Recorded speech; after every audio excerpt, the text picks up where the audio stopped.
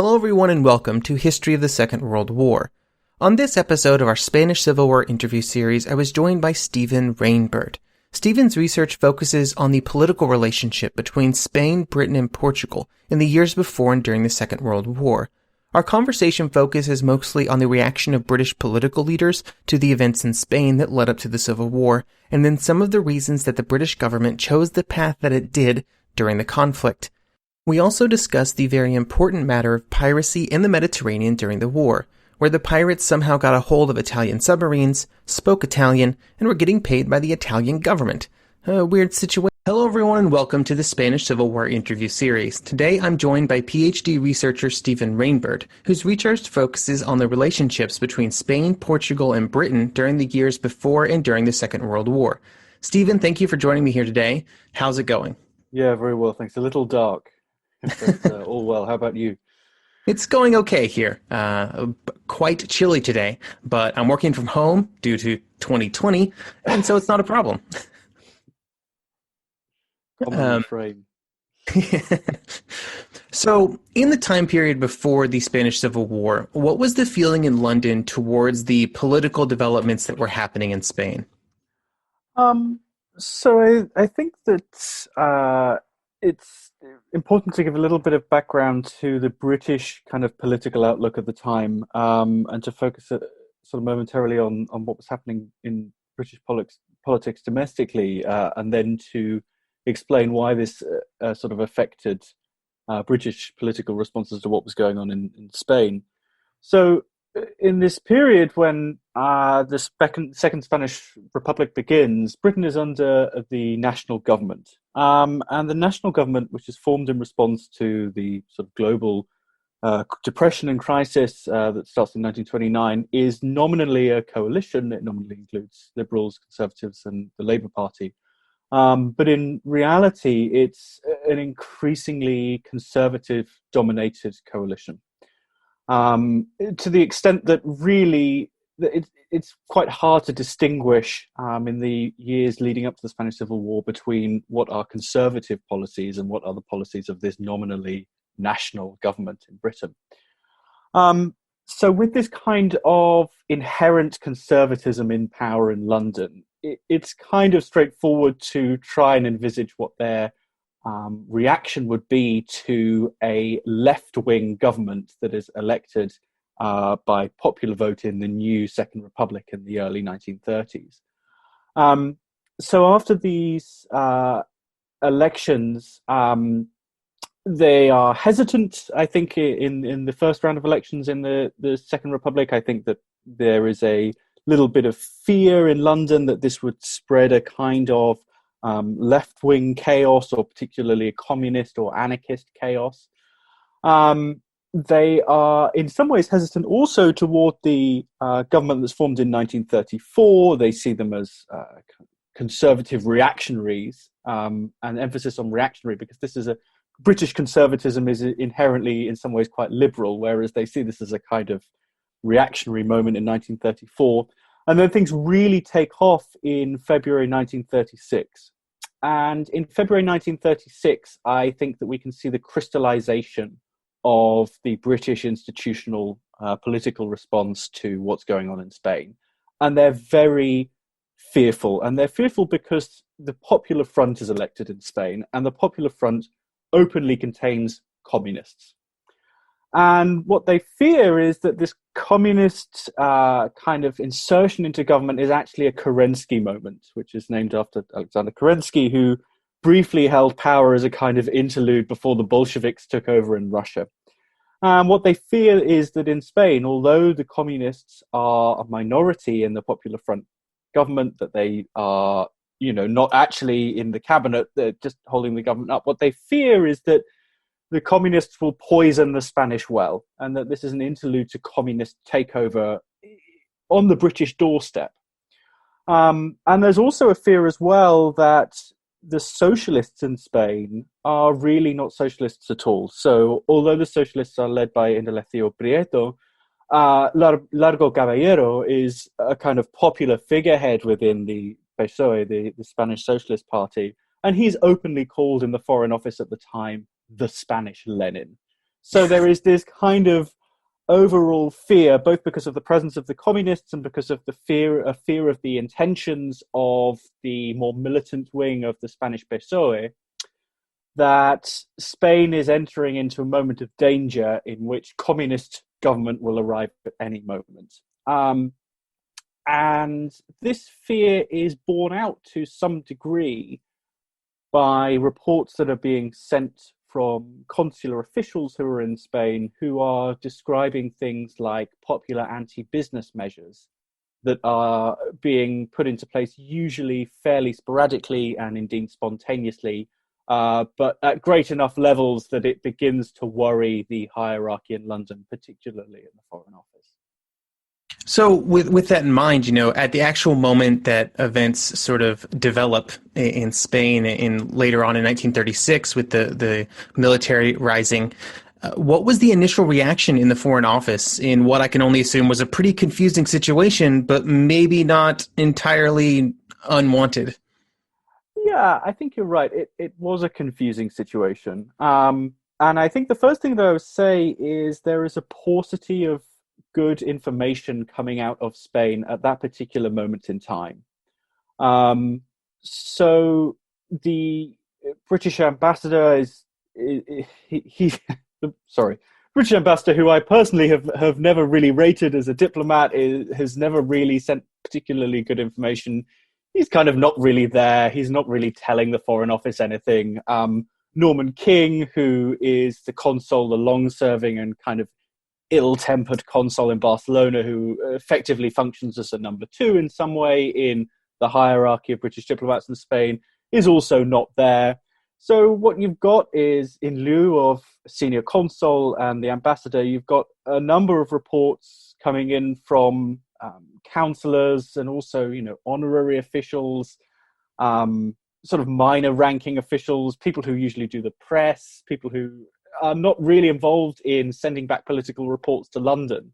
So you're right to say, yeah, this is an incredibly confusing situation. But I would say that the Foreign Office and the Cabinet and most of Britain has a good general understanding of what's going on, and they have a good general view. They understand that there is a right-wing military coup against the elected left-wing government. And their reaction to that is fear. This is how I would, in a single word, describe the reaction to events in Spain, in London: fear. And there are two reasons for this, I think. First is the fear of communism or left-wing takeover in Spain. There's a fear that an armed proletariat is going to enact a full-blown social revolution. And what is filtering through from the information that they're getting is, in fact, fairly accurate reports that in certain cities, particularly Madrid and Barcelona, the proletariat is being armed to counter this military uprising. And for a conservative British government, arming the proletariat, arming ordinary workers on the streets is an anathema. It's a complete anathema to everything that they hold dear about what the fundamental tenets of governance are. And so this explains this fear, I think, or I think this is the primary driver of this fear, that even though Spain lives to a degree on Europe's periphery, it is still definitely in Europe. And there is a general fear, one, that there is going to be armed revolution there, and two, that Moscow somehow is seeding a social revolution, not just on Europe's far periphery over in Russia, but much, much closer to home in Spain. The second thing, or the second driver that I think is important in explaining why fear is the reaction, is that the wider backdrop, of course, for these people, for these men in 1936, is the rise of fascism. And I think what they fear in looking at the military coup and looking at the prospect of a kind of long drawn-out civil war is the risk of conflagration. And the risk that this will be a conflict that doesn't stop in Spanish borders, but that grows out and takes in some of the more worrying trends of, the rise of fascism in Italy and Germany, and perhaps pits Britain and France and the other European democracies against those nascent militaristic fascist powers before Britain really wants or feels able to head to war with them. I think the other thing is that a lot of these policymakers are haunted by memories, by fears of the First World War, which is obviously the standout explanatory panacea for why they adopt a policy of appeasement towards Germany and Italy. And I think that these two things, the risk of conflagration and the general tendency towards appeasement amongst the British political elite, push Britain to adopting a policy of let's not get involved. Let's just wait and see what happens in Spain. Let's see what the situation crystallizes into as things go on. And then this later crystallizes into an official policy. So I think in a kind of quick summary, I would say the British are afraid of contagion from the left, contagion from communism, and of a tinderbox moment on the right, a tinderbox that means they have to go to war in order to stop fascism. As the fighting developed and it became a full-blown civil war, how important were events in Spain for the leaders of the British government? Did it instantly become the top item on every agenda? I think that events in Spain pushed them to confirm their existing biases. I don't think that anything happens in Spain in those initial few weeks that had not really already been decided in London.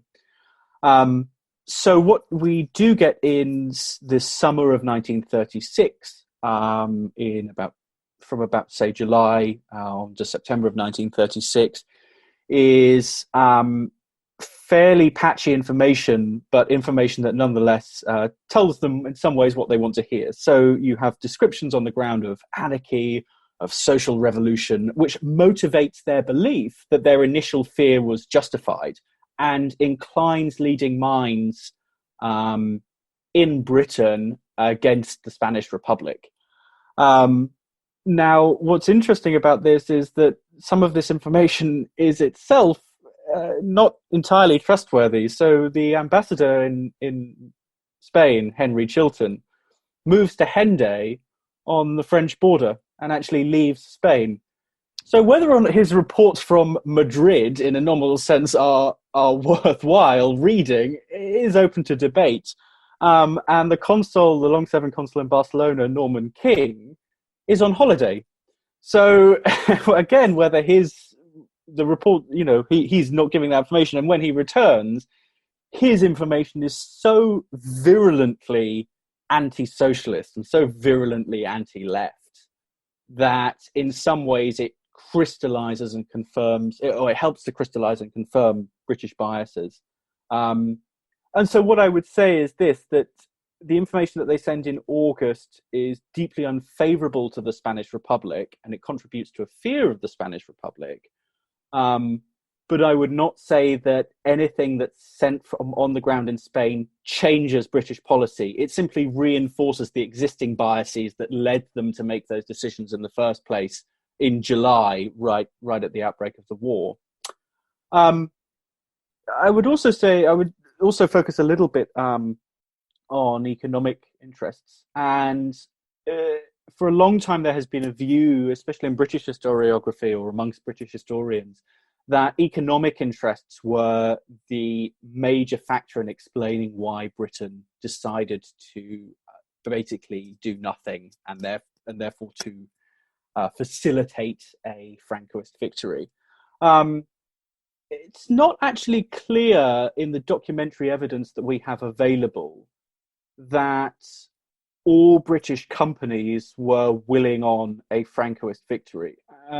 What is clear is that certain large companies were, for example, Rio Tinto, who were a large British mining conglomerate who operated in the south of Spain, were very keen to press the government to recognize the Francoists quickly in order to secure what they saw as both political advantage with the eventual victors, but also to do away with the harmful and burdensome reforms of the left-wing or left-leaning Spanish Republic.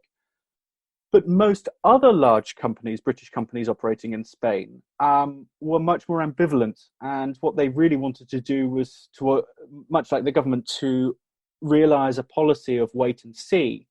So the Bank of London and South America, which was a fairly large British bank operating in Spain, basically had no communications with the British government. They didn't want to incline them one way or another. The British insurers, of whom there were about 15 operating in Spain at the time, were obviously absolutely terrified by the conflict, because they were terrified that they were going to have to pay out on all these policies that they'd loosely underwritten in the period of the Second Republic. But again, although they formed their own specialist committee, the Spanish Emergency Committee, that committee put no pressure at all on the British government in those initial months of fighting in 1936. They preferred to deal with things internally and to pursue cooperation with other European insurers, including the Italians and the Germans, rather than to push their weight onto the British government to incline one way or another in the conflict. The other thing is that the failure of the Francoist rebels to capture their key objectives incentivizes non-intervention. The British see pretty quickly this is only a partially successful coup, or to put it another way, a partially successful coup is a failed coup. They have taken some of Spanish territory. They've taken about a third of Spanish territory very quickly, but they have not achieved their stated aims. Madrid, Barcelona, Bilbao, and Valencia, which are about the 4 serious cities, industrial cities in Spain, have all not been captured. They all remain under the legitimate control of the Spanish Republic. And this incentivizes non-intervention, because it shows the government actually, or it leads the British government to think, actually, if we get involved here, are we wandering into a quagmire? This would have been much easier in some ways if the Franquists had just stormed across Spain and captured everything and these cities had fallen. But instead, what we're watching is a coup that has been not successful in its initial aims. Why should we now get involved? And this is confirmed by September, by developments in the war in September. So by then, the nationalists or the Francoists have a corridor that stretches from parts of Andalusia through to Galicia in the north, through the northern part of Castilla. And their furthest extension east is in Teruel in Aragon, and in addition to Ibiza and Mallorca. But all the rest of the country is out of their hands. And this cements the view in London, this is a war of attrition. And the view that this will be a serious war of attrition that will not be won quickly leads them to say it is best for us to stay out of it at all costs. So you mentioned there a lot about why they stayed out, or why they settled into this non-interventionist policy. Were there groups within the government that were instead pushing to be more actively involved? From this kind of policy, or from British initial reactions that this is going to be a quagmire, there's going to be a war of attrition that they don't necessarily want to get involved in, this crystallizes into a stated policy of non-intervention. And in order to understand what we might call institutionalized non-intervention and the creation of the Non-Intervention Committee in Spain, we kind of have to bring France into view for a moment. And to understand the interplay between France and Britain in the summer and early autumn of 1936. So France is at the time under quite a different government. They're under the left-wing socialist government of Léon Blum. And Blum initially, pressured by his party, but also motivated by his own beliefs that the left-wing Republican Spain is led by its sister socialist party and is a manifestation of the democratic will of the people, supports the Republic and supports the selling of arms to the Republic in order to defend itself from what is a military coup, and against the side that has the lion's share of the manpower, organized manpower and military hardware. And Blum is torpedoed by a combination of his own party, French socialists, saying this isn't anything to do with us and we should not get involved in what's going on in Spain, and at the same time is strongly pressured through British diplomacy in August 1936, saying you do not know what you are getting yourself into. Stop now and save yourself. You are an ally of the British, and the British don't want anything to do with this. And so you have to see first that the French were involved intimately in non-intervention right from the beginning.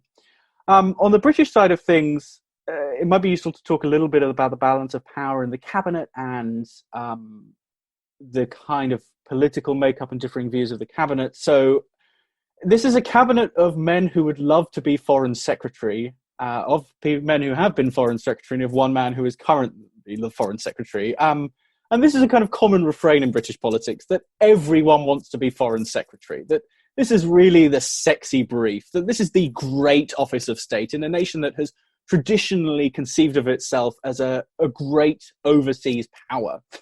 I can't remember who it was that said the quote, but they said basically in any given cabinet, you have 20 men who want to be foreign secretary. And at no point is this truer than the interwar period, where questions of foreign policy are both the question du jour and also a kind of existential life or death question about what it is that Britain does and Britain's place in the world. So in the cabinet, you have Anthony Eden, who is the actual foreign secretary. You have Samuel Hoare, who is the First Lord of the Admiralty, who is a former foreign secretary. You have Ramsay MacDonald, who is the Lord President, who was once leader of the Labour Party, who desperately wants to be foreign secretary. Then you have Stanley Baldwin as prime minister, who has a natural oversight over foreign policy as prime minister. And you have Viscount Halifax as Lord Privy Seal, who also desperately wants to be the foreign secretary. So in August, Eden, in fact, goes on holiday, and Halifax is his really aggressive deputy.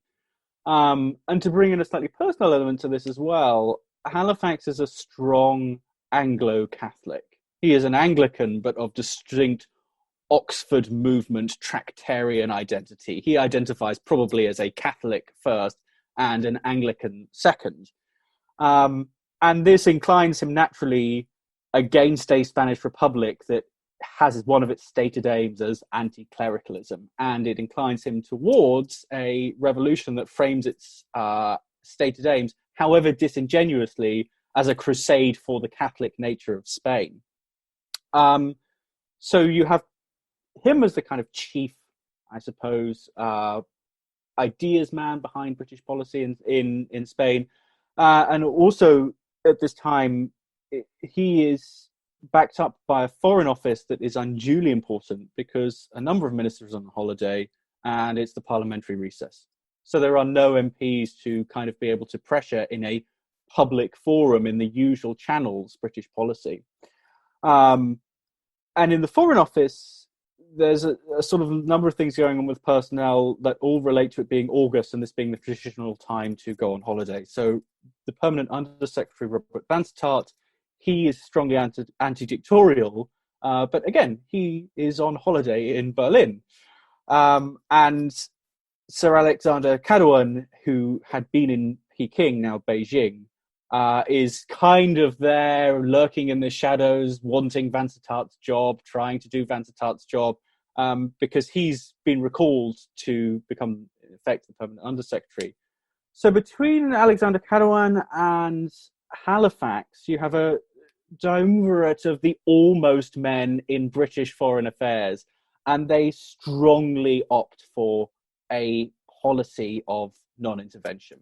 And between them, I would say, because of who is in control of the Foreign Office at this particular moment in August 1936, which is Cadouin and Halifax, you have two men who are strongly personally inclined against the Republic, even more so than other establishment figures in the United Kingdom, and who are strongly inclined towards a policy of non-intervention. And this crystallizes along by... It's important to say here that there is debate still over whether institutionalized non-intervention was a French idea or a British idea.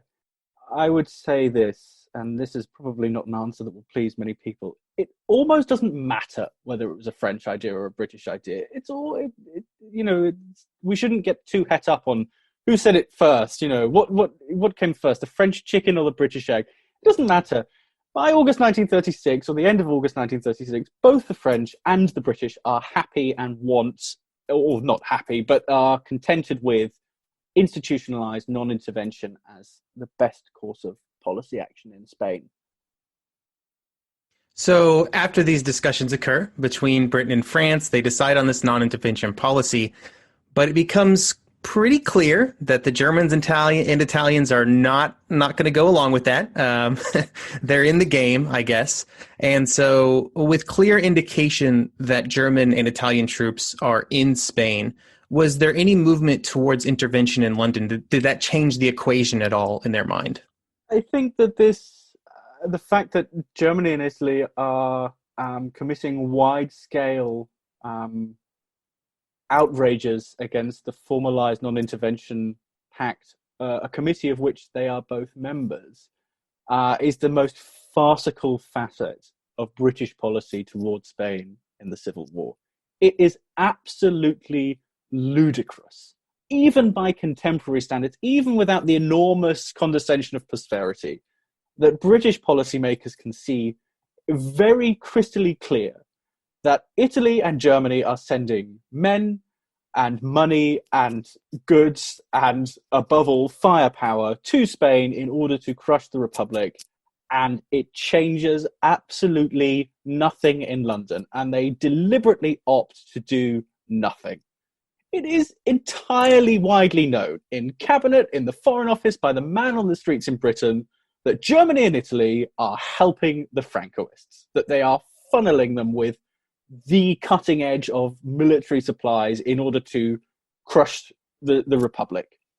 And particularly the Italians. At the peak of Italian intervention in Spain, there are 70,000 Italians in Spain. It's not like there are 10 or 20 men who might have come in under assumed identities or rafted in over the Mediterranean in the dead of night. There are 70,000 of them. It is blindingly obvious that Mussolini is doing everything he can to support a Francoist victory. And most of these men were there, a great number of these men arrived there before non-intervention was even crystallized. So it's been farcical right from the word go. And even though it increases greatly in volume, it's always been in the British policy, it seems, to kind of ignore Italian and German intervention. And it's worth kind of detailing, I think, the extent as well of this kind of Italian and German widespread intervention in Spain.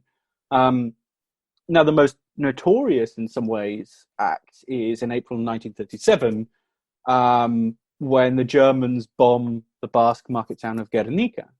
And although there is a kind of Francoist and right-wing apologist attempt to say that, that the people in Guernica blew themselves up, or that it had been exaggerated, that it was, to borrow a term that is currently in much use, fake news, it was well known that the nationalists were behind this, and it was well known that it was the Germans themselves who carried out what was literally a mass terror bombing designed to do nothing other than take civilian life, to bomb the Basques into submission.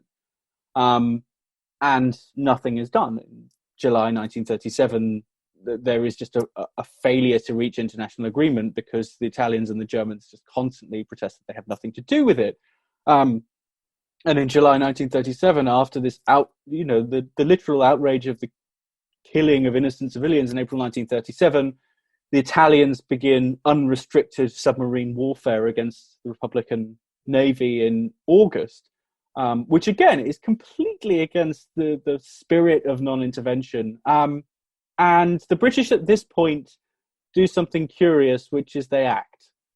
They say, right, there's submarine bombing against the Republican Navy, and we've got to do something about it. But they act in the most farcical manner possible. So they have the Nyon Conference, and it says, pirates are behind submarine warfare.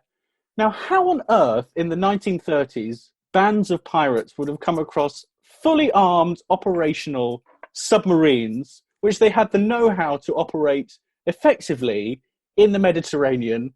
I have no idea. I have no idea how such a thing would have been possible. And yet this was the official finding of a conference in which the British government was taking place. Those were And some pretty good pirates. these Like, are wow. amazing. We've long moved on from, I mean, you think about pirates, you kind of think like 17th, 18th century, just the big sails taking like Dutch tea traders in the Dutch East Indies. Oh no, their ancestors have really learnt a thing or two about piloting submarines. Yeah, these are the most advanced pirates in the world, right? And so they have the noun conference and they say it's pirates, which is just the most ridiculous imaginable finding. And they agree to set up naval patrols against pirates. And what the effect of these naval patrols is that German and Italian warships and submarines are institutionally allowed access to Spanish waters in order to patrol for pirates. They have to patrol for themselves. They are the pirates. So it'd be the equivalent in the 1800s of saying to the pirates, listen, we're worried about pirates. Can you patrol for pirates? I mean, come on. So it's the kind of diplomatic pomp and circumstance for the preservation of the status quo, which is really designed to save British face rather than actually to move the diplomatic British needle. And I think that this is really important. And even as it becomes obvious that the Germans and the Italians are making an absolute tragic mockery of non-intervention, the British don't move. In fact, the closest that they might come to abandoning non-intervention is in about late 1937, where they say, well, mightn't we as well give it up? That way Germany and Italy can just act more freely and we can call German and Italian intervention by its name. And I think that that's very interesting. And I think that at the same time, although the needle starts to move in people's minds in about late 1937, what you also have is certain holdouts who foreshadow the attitude to Spain in the 1950s, which is thus, communism is what we should actually be afraid of in Spain. And so you have figures like Owen St. Clair O'Malley, who was a former head of the Southern Department who at the time is the head of the Southern Department in the Foreign Office. And he just says it explicitly in 1937. He says, I had thought it was generally admitted, the Non-Intervention Committee, to largely be a piece of humbug. Where humbug is the alternative to war, it is impossible to place too high a value upon it. So, and I think that this is a nice encapsulation of what what a number of British officials are thinking in 1937. That we know Italy and Germany are intervening. We know that these pirates aren't Blackbeard's incredibly technically gifted descendants, that they are themselves the Germans and the Italians. We know they're committing men. We know they're committing atrocities. We know they're giving large amounts of financial and military aid. And it is still preferable to us allowing communism or conflagration in Spain. So as the Civil War approaches its conclusion, is there a reevaluation in Britain about this path, as things go quite poorly for the Republic and sort of also, events are developing elsewhere in Europe by that time? Or were they just, happy, okay, it's over, let's move on. We've got bigger problems, literally, at this point? Yeah, I think it's more the former than the latter. I think in about 1938, this is when you can really perceive that doubt and regret are starting to creep into the minds of kind of several leading British thinkers. And I think that it is a sense of regret. The cure for the leftist republic is the quasi-fascist Franco. And the cure may in fact be worse than the disease. And you're right, this is linked to the changing European situation. Fascism is growing as the major threat relative to communism. fascism has exceeded its borders already and threatens to exceed more borders, whereas communism has largely remained in Russia. And as the fear of fascism grows and as a slow turn toward appeasement begins to take hold in the British establishment, people begin to look very nervously at the Axis having a foothold in Spain, because Franco being in charge there, being friendly to Germany and Italy, or himself joining that club, is a massive threat to Gibraltar, and by extension to British access to the Mediterranean, through which eventually passes shipping to the Far East. So there is a fear that, in fact, what they have done is to allow a strategic situation to occur in which they may not be able to access the Mediterranean and may have extreme difficulty keeping Gibraltar and therefore controlling shipments through the Mediterranean. And I think that in addition to this purely strategic consideration of the Axis threat, there is also a turn toward an abhorrence of fascism and a vitriolic turn against, or a turn against appeasement that will eventually become significantly more vitriolic. And I think that this is encapsulated or capped off by Guilty Men, which was written under the pseudonym Cato in 1940, which was written by, I think, Michael Foote, Frank Owen, and the journalist Peter Howard. And what you see in this book is a kind of diatribe against people who had opted for appeasement of the fascist powers in these war period. Interestingly enough, it doesn't actually say anything about Spain. It doesn't mention anything about the Spanish Civil War. But I think it's worth mentioning because it didn't come out of the blue in 1940.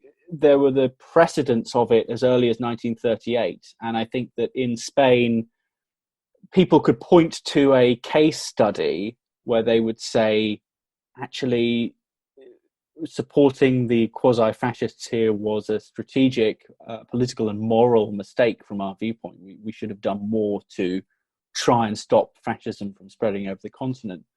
The most interesting case, I think, in understanding how these British attitudes shift between 1937 and 1938 is the case of John Leach, who was the British chargé d'affaires and later ambassador to Spain in 1937 and 1938. When he first arrives, he comes to Spain and he says, I have arrived in a lunatic asylum. He says it's been taken over by Trotskyists and anarchists and communists. They are living under the miserable socialist, communist, anarchist red flag. It is total chaos. There are uncontrolled killings. The government is completely useless. We are watching the social revolution in the flesh, and it is to be abhorred. And I think this is April 1937 that he arrives. And by the time that he leaves in October 1938, he is so violently anti-Franco that the Foreign Office have grown tired of reading his reports, because he is constantly writing to them, detailing in sometimes quite upsetting detail the outrages against common decency, against liberal democracy, against the rights of man that the Francoists have committed. And he says Franco is going to have this Pyrrhic victory over a heap of ruins, that we have doomed ourselves by adopting a policy of non-intervention in Spain that de facto favors the Francoist rebels. And I think that this is so interesting. Jill Edwards calls it an almost Pauline conversion, that he goes from being Saul on the road to Damascus and leaves as Paul, spreading the gospels of the Spanish Republic in late 1938. That he encapsulates so much this turnaround of certain British thinkers. And he's a particularly extreme case because he's rabidly anti-Republican when he arrives and extremely pro-nationalist by the time he leaves. But I think that you can discern a similar kind of pattern of a turn away from the Francoists towards a recognition that they are not the panacea that the British had hoped for peaceful government in Spain, that the Republic, that perhaps they should have adopted a policy that was slightly more propitious to the Republic's interests.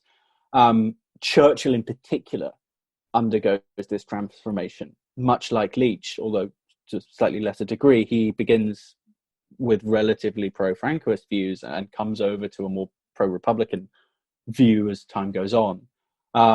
But also Anthony Eden, I think, becomes gradually inclined toward the idea that backing Franco was not the policy decision that should have been made.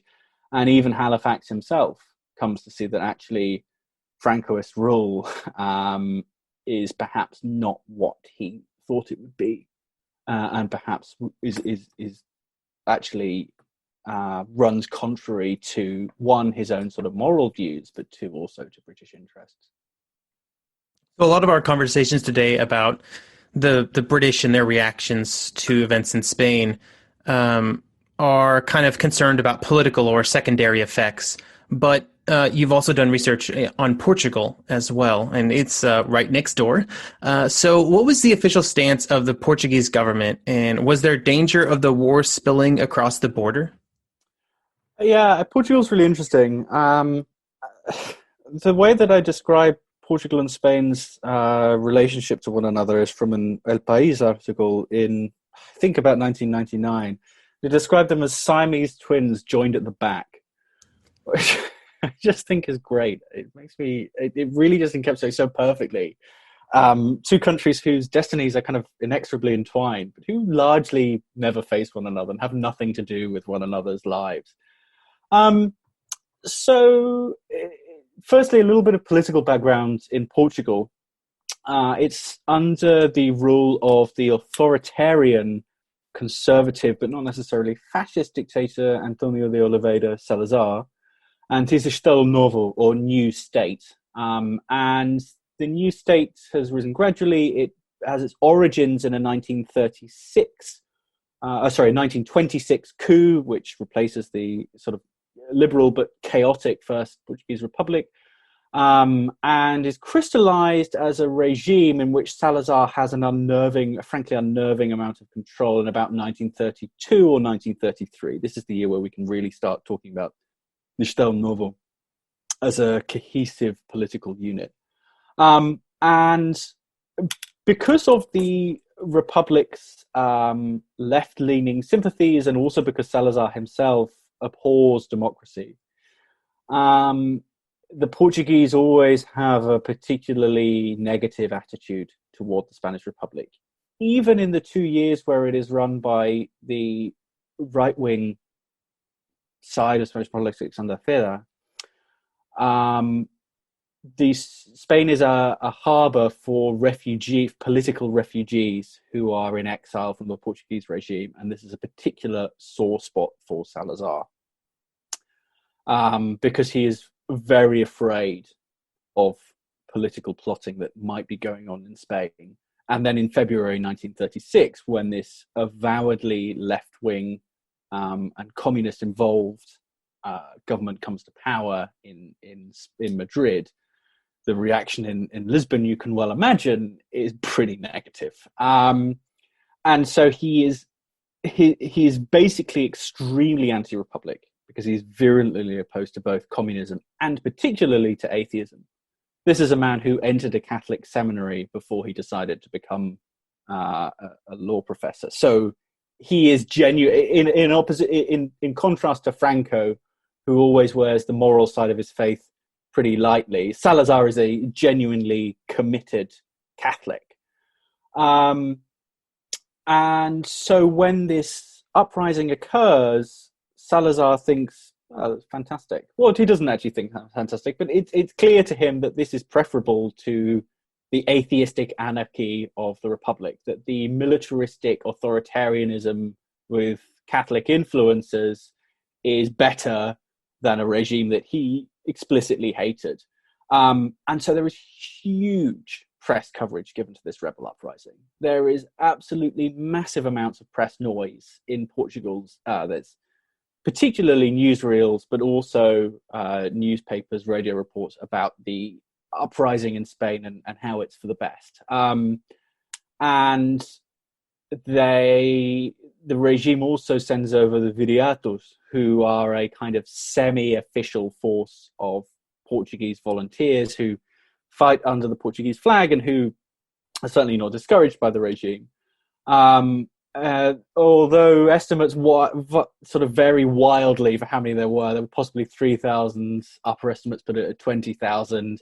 There were probably about 8 to 12,000, which is large, substantial, but not a major force in the war. They're probably about maybe a maximum of 5,000 at any one time. What Portugal does do from a material point of view, let me rephrase that. From a material point of view, Salazar is a great ally of the Francoist uprising.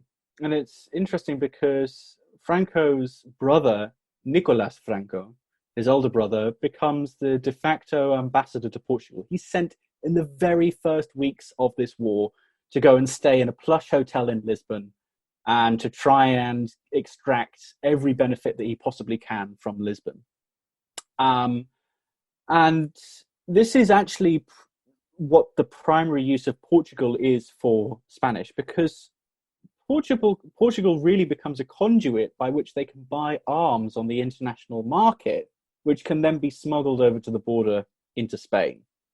Now, even though there is nominally a ban on the Spanish rebels purchasing arms, there is, of course, no ban on Portuguese companies operating freely on the international market from buying arms for themselves.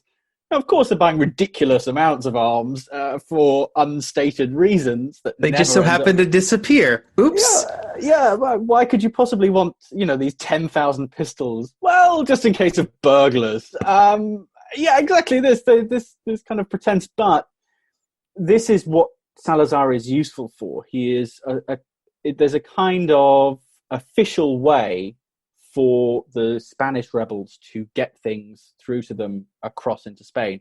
And this is also, it's important to remember that territorially, what the rebels take first of all is Galicia to the north, which shares a mutually intelligible language with Portugal, and then Paso of Andalusia, and then they run up their corridor across against the Portuguese border. So anything can go over that border pretty easily. And I think that the support offered very obviously by the Estado Novo's press and the material support that was given by Salazar's acceptance that things were going to be taken over the border has led some people to say that Salazar was the great ally of Franco. I would actually caution against adopting this view. Firstly, Salazar is pretty neutral toward Franco himself. Now, it's important to understand that these are very different men. Salazar is an incredibly repressive dictator whose regime does become intolerably crushing later on in life. But he's also an extremely smart intellectual. He has a PhD. He went to Coimbra, which is the Oxford of Portugal. He speaks fluent French, fluent Latin. He probably understands Spanish and can read some English. He is a professor of economics, and he is genuinely committed to the Catholic faith. And he is also extremely ambivalent towards his own military. Although nominally he is the prime minister and the president of Portugal is Oscar Carmona, who is a general, he is actually deeply fearful of the Portuguese military. He keeps them at arm's length. He is fearful that at any moment the military could kind of turn against his regime. He doesn't like militaristic men. He is not a fan of Hitler in any sense. And he looks at Francisco Franco as this kind of comically stupid figure. And this is not completely ridiculous. Franco's primary talent is playing off the two groups in his regime, which is the fascist militarist diarchy, in order to consolidate his own power. But beyond that, he is basically an unserious, almost comically stupid, unintelligent man. So he has this kind of personal, I think, aversion to Franco when he emerges as the figurehead. And I think he also, Salazar, fears the outcome of a civil war that would create a strongly militaristic regime in Spain, because there are certain groups, particularly the Falange, who have this kind of revanchist idea or interest in taking over Lisbon. Sometimes so for example, in the Civil War, the nationalists call Lisbon the port of Castilla. And this is a double-edged sword, because on the one hand, it shows that Portugal is very useful for funneling goods into helping the uprising. But at the same time, it demonstrates this kind of latent Spanish nationalist belief that Portugal is really a part of Spain, that Lisbon is really a province of Castilla, that there are these kind of pretensions over Portugal. And just to give credence to this, although this is much later, in 1940, Serrano Suñer, who is Franco's brother-in-law and is kind of the powerful man in the regime at this time, looks at a map of Europe and says, well, geographically speaking, Portugal really has no right to exist. So I think that this is, I think it's interesting to remember this, that Salazar is very aware of this. He fears that a very militaristic, fascist, falangist Spain would have pretensions over Portuguese independence. And although Portugal loves to say that it is not a small country, there's this fantastic poster of all of the Portuguese colonies superimposed over Europe with the title, Portugal não é país pequeno, Portugal is not a small country. It is, of course, a small country, protected by the smallest of militaries, that would literally be unable to resist encroachment by a seriously organized Spanish army, particularly with Italian or German support. And all this contributes to the fact that Salazar doesn't recognize the Francoist regime until late 1938. Now, of course, this is relatively early compared to, say, the French and British democracies. But in some ways, given that Franco is, like him, an authoritarian Iberian dictator, and given his stated hatred of the Spanish Republic, you would think that recognizing these people as the legitimate government would be one of the very first things that he would do. And so I think in sum, I would describe Salazar's attitude to the Spanish Francoists thus.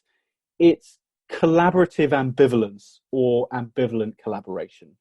He is prepared to help them both officially and unofficially, but from the very beginning, he fears the consequences of this military uprising and of potential Francoist rule in Spain for the independence and the future of Portugal. Thank you so much for coming on the podcast and doing this interview. It has been fantastic. Oh, no, thank you. Very kind of you to have me, Wesley, and it's been a fantastic interview. So thanks